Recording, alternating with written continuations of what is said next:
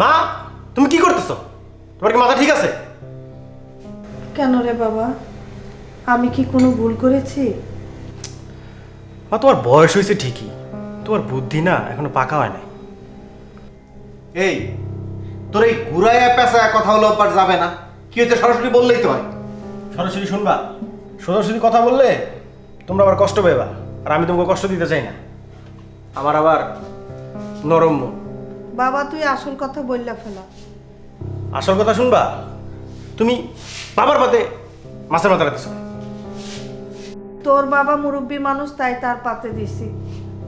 তাছাড়া এই কাজ তো আমি সব সময় করে আসতেছি। সারা জীবন কি করছো সেটা জানি না, কিন্তু এখন থেকে আর তা হবে না। এখন থেকে মাছের মাথা খাবে আমার শাশুড়ি আম্মা। সে 10 মাস 10 দিন পেটে রেখে তার মেয়েকে মানুষ করছে, বড় করছে, তারপর আমার মতন একটা ভালো জামাই দেখে বিয়ে দিছে। তারই একমাত্র অধিকার মাছের মাথা খাওয়ার। আর তাছাড়া আমার আব্বা কি আমার 10 মাস 10 দিন পেটে রেখা বড় করছে? আমার ইনকাম দিয়া তার আর মাছের মাথা খাইতে হইব না। শোনো, একটা কথা আছে, সবার উপরে শাশুড়ি সত্য, তার উপরে নাই। ঠিক আছে বাবা, এই মাছের মাথা তোর মা তোর শাশুড়ি দেবে। তোর শাশুড়ি যদি কষ্ট করে এই 10 মাস 10 দিন তোর বউরে পেটে না রাখতো, বড় না করতো, তাহলে আমার মনে হয় তুই আর জীবনে বিয়েই করতে পারতেন। জি বাবা, আপনি একজন জ্ঞানী মানুষ, আপনি এগুলো বুঝেন। মা হলো মূর্খ মানুষ, মা কি এগুলো বোঝে? আচ্ছা বাবা, আমি আর কত সময় সাদা ভাত প্লেটে নিয়ে বসে থাকবো?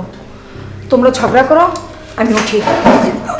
বসেন বসেন বেআইন সাহেব, মাছের মাথাটা আপনারই দিতেছে।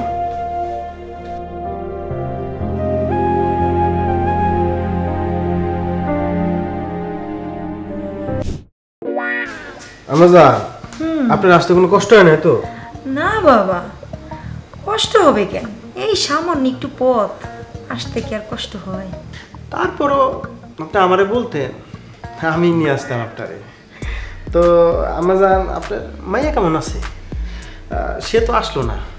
ও এখানে আসে না, কারণ পঙ্গজি বাড়ি থাকা কর কষ্ট হয়ে যায়, বুঝছো? ও তো আর হিসাবে অভ্যস্ত না, বুঝছো? তাছাড়া তুমি একটা কাজ করো, আমি তো আসি দেখতে, তুমি আমার সাথে যারা দেখে এসো, বুঝছো? না আমাজান, আসলে কি, আমার তো আসলে আপনারা দেখলেই হয়ে যায়। আপনার চেহারা আর আমার বউর চেহারা তো একই রকম। আরেকটা কি আম্মা, সবচেয়ে বড় কথা কি জানে, বউ হারাইলে বউ পাওয়া যায়, শাশুড়ি হারাইলে তার শাশুড়ি পাওয়া যায় না। এই কথাটা কিন্তু সত্য। আর আমার শ্বশুরও তো মরে গেছে, সে যদি পয়সা থাকতো তাহলে না তার একটা বিয়ে দিয়া নতুন একটা শাশুড়ি আনতাম। তা তো আর সম্ভব না। না না বাবা, তুমি তো খুব ভালো একটা পোলা। আমার মাইয়ার সাত কপালের ভাগ্য তোমার মতো একটা জামাই পেয়েছি, আমিও একটা পোলা পেয়েছি। আম্মা জান, আপনি কিছু খাইলে আমাকে জানান, আমি এনে দিই। না বাবা, কি আর খামো কও, বেশি তো খাইতে পারি না, তাও যা খামো তোমার বাবা মাই যেমনি আমার দিকে তাকায় থাকে খাওয়ানোর দিকে, পরে তো আমার পেট খারাপ হবে, বুঝছো? বুঝো না? না তারপরেও আপনি বললে আমি নিজে রান্না করে দিলাম। আর একটা কথা, কিন্তু সবার উপরে শাশুড়ি সত্য, তাহার উপরে না। আমি কিন্তু আবার এই প্রবাদ বাক্য মেনে কাজ করি। বাবা তুমি যেহেতু এত জোর করতেছো, তাহলে তোমার আমি কেমনে না করি? তাইলে তুমি একটা কাজ করো, তুমি বাজার করো, তোমার মার তো একটু বয়স টয়স হয়ে গেছে, বৈশা বৈশা থাকি, বুঝছো?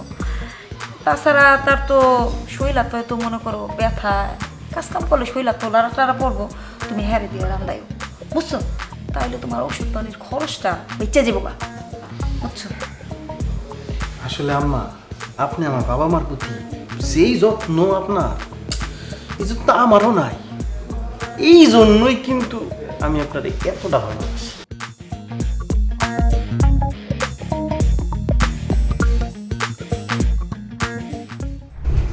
তোমার তোমার ছেলে যে আজকে খাবারের টেবিলে বসে ওর শাশুড়িকে মাছের মাথাটা দিল, তুমি তো কিছু বললা না?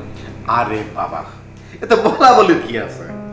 ও ছোট মানুষ, না বুঝে একটা কাজ করে ফেলছে, এসব ধরলে হয়? আর তাছাড়া তো এতদিন মাছের মাথা আমিই খাইছি, দেখো না মাছের মাথা খায় বুড়িটা কত বড় হয়ে গেছে। ও শাশুড়ি আত্মীয় মানুষ, খাইছে, বাদ দাও সব। তোমার লাই পেয়ে পেয়ে ছেলেটা মাথায় উঠেছে, এই ছেলের জন্য তোমার একদিন পস্তাতে হবে, দেখো। শোনো, ছেলের দোষ দিয়ে লাভ আছে? এই ছেলের পরিচয় দিয়েই তো এখন আমি চলি। ছেলে আমার মস্ত বড় অফিসার, এই যে দামি ঘড়ি হাতে দিছি এ তো ছেলের টাকায় কিনা, এই যে দামি জুতো পরতেছি এও তো ছেলের টাকায় কিনা, এসব একটু মেনে নিতে হয়। ছেলে সংসার খরচ দেয় বলি সে যা বলবে তাই শুনতে হবে? এক সময় তুমি সংসার চালাইছো না, কত কষ্ট করছো, সেগুলি কি সে মনে রেখেছে? আজকে আমি তাকে সেই কথাই বলবো। কারে বলবা? এসব বললে কোনো লাভ হবে না। তার যদি জ্ঞান বুদ্ধি থাকতো তাহলে বাপের প্লেটেতে মাছের মাথা উঠে শাশুড়ির প্লেটে দিত। এসব বলার দরকার নেই।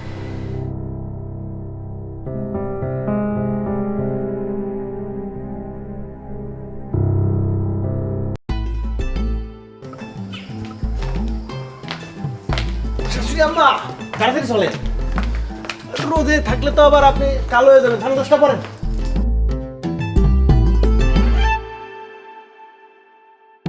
আরে বাবা, তুই এই সকাল সকাল এই ব্যাগ মাথায় নিয়ে কই যাস? আর কই যাইতাম, শাশুড়িকে নিয়ে শাশুড়ি বাড়ি যাচ্ছে। তো তুই যে শাশুড়িরে নিয়ে শ্বশুর বাড়ি যাচ্ছিস, এটা কি তোর বাবারে কইছিস? শ্বশুর বাড়ি আবার কি, এটা আমার শাশুড়ির বাড়ি। আমার শ্বশুর যখন মরে যায় তখন সব কিছু শাশুড়ির নামে লিখে গেছে। আর শোনো, এটাকেই বলে ভালোবাসা। তোমরা যদি তাড়াতাড়ি মরে যাইতা, আমি ভাবছিলাম কি আমার বোন নামে এই বাড়ি সম্পত্তিটা সব লিখে দিতাম। তো বাবা, তুই সে তোর শাশুড়ি নিয়ে এই দোয়াই কর যেন আমি আর তোর বাবা তাড়াতাড়ি মারা যাই। আমার কি আর সেই ভাগ্য আছে? সেই ভাগ্য নাকি আমি আর জন্মাইছি? তোমরাই তো পারো আল্লাহর কাছে দোয়া করে যাতে তাড়াতাড়ি মরে যেতে পারো। বাবা মার দোয়া সব সময় সন্তানের কাজে লাগে, আর বাবা মার দোয়া আল্লাহ তাআলা কখনো ফালায় না, বুঝছেন? ভালো কিছুই করতে পারবে না বাবা। হ্যাঁ, চলেন চলুন। বাবা, যা যা, তোর শাশুড়ি এই সুন্দর শরীর নাইলে রইতে পুইটা কালো হয়ে যাইব। চলুন তো। যা যা যা।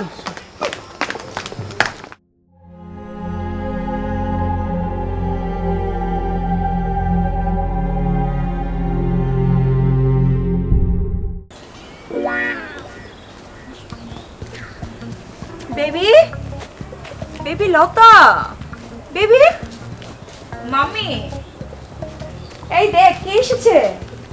কে এসেছে মাম্মি? কাউকেই তো দেখতে পাচ্ছি না। তুমি তোমার বরকে দেখতে পারছো না? তোমার কি দিন দিন তোমার চোখ কোথায় থাকে? সারাদিন কি ফোনে গুজে থাকো? স্টুপিড কোথাকার। মাম্মি, মোবাইলে একটা জরুরি স্ট্যাটাস দিচ্ছিলাম, আর আমি তো ভাবলাম এটা তোমার কামলা। শোনো, শাশুড়ির কামলা হওয়া সবার ভাগ্যে জোটে না। আর শাশুড়ি আম্মা তো হচ্ছে মুরব্বী। শাশুড়ির পায়ের নিচে জামাইয়ের বেহেশত। এতদিন ধরে শুনে আসছি মায়ের পায়ের নিচে সন্তানের বেহেশত, আর আজ শোনাচ্ছ শাশুড়ির পায়ের নিচে জামাইয়ের বেহেশত। আরো কত কিছু শুনবো যে কালে কালে। শোনো, এটাই সত্য, শাশুড়ির পায়েই জামাইয়ের বেহেশত। হ্যাঁ, কথায় আছে, সবার উপরে শাশুড়ি সত্য, তাহার উপরে কেউ না। তুই তো এইসব বুঝবি না, তোর মাথায় তুই কিছু ওর কাছ থেকে শেখ, বুঝছোস? দিন দিন তো একেবারে রোবট হয়ে যেতেছিস, সারাদিন শুধু ফোন আর ফোন। সাত কপালের ভাগ্য যেরকম বর পাইছোস, ঠিক আছে বাবা? কাম আম্মা যান, আপনি যান না, আপনি যান। আমি আপনার বাবা বাবা আসো আসো, আপনি গেলেই তো আমি আসবো। ওর কথা আপনি যান, ধরো আপনি না, যান, আসো। আমি আসছি।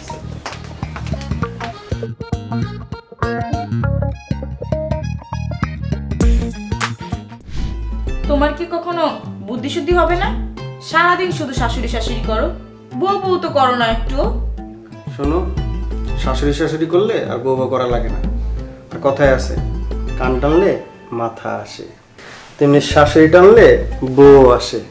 আর শোনো, শাশুড়ি যদি ঠিক না থাকে দুনিয়ার কোনো কিছুই ঠিক থাকে না। আর শাশুড়ি যদি ঠিক থাকে দুনিয়ার সব ঠিক, বউ ঠিক। তার মানে তুমি শুধু শাশুড়িকে খুশি করার জন্য বিয়ে করছো?